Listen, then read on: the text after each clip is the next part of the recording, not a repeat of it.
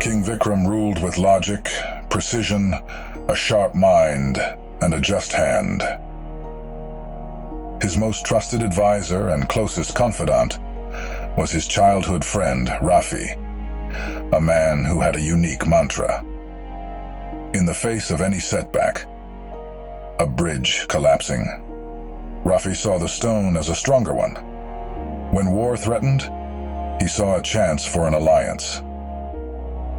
His constant refrain, spoken not with blissful ignorance, but with calm conviction, was, "This is good." He wasn't dismissing the pain or ignoring reality.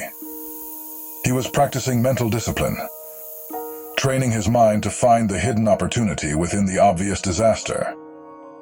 A philosophy, a discipline, a lens through which he viewed a chaotic world. During a royal hunt, disaster occurred. A gun loaded by Rafi misfired. The blast was powerful, and the pain was intense. When the smoke cleared, King Vikram's right thumb was a mangled mess. The royal physician stabilized him, but the thumb was lost forever. As the physician worked, Vikram fixed his eyes on Rafi, his face a mask of agony and betrayal. Rafi met Vikram's gaze, seeing his pain, clenched teeth, and bandaged hand, as he uttered the words that now cut like a knife. "This is good."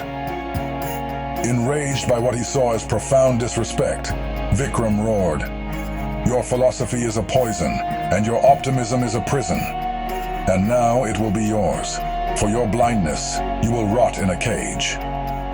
He sentenced Rafi to the royal dungeon.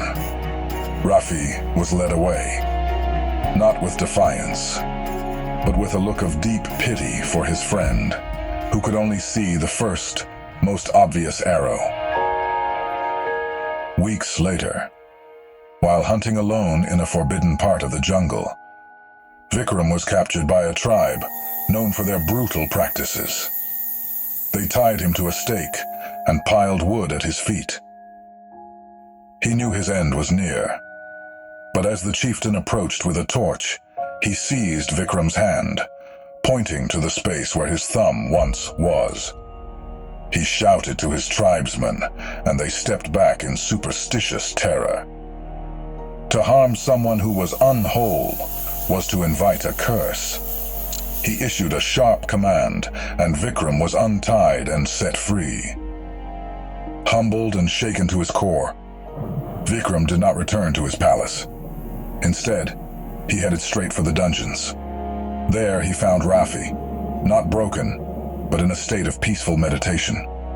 He fell to his knees before Rafi and said, weeping, "Brother, you were right. The thumb saved me.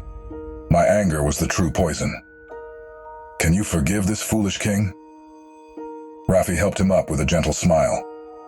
"There is nothing to forgive, for this too was good." Vikram stared, bewildered.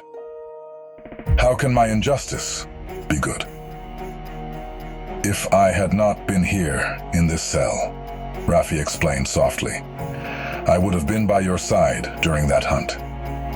The tribesmen would have found me, whole, and I would have been their feast.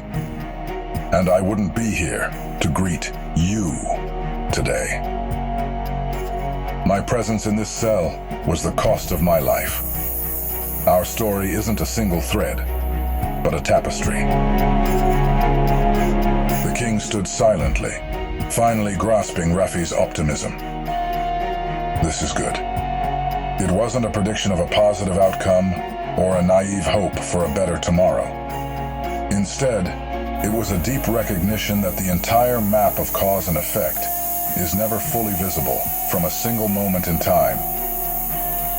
A statement of faith in a complex, interconnected universe, and a refusal to be defined by the first painful arrow.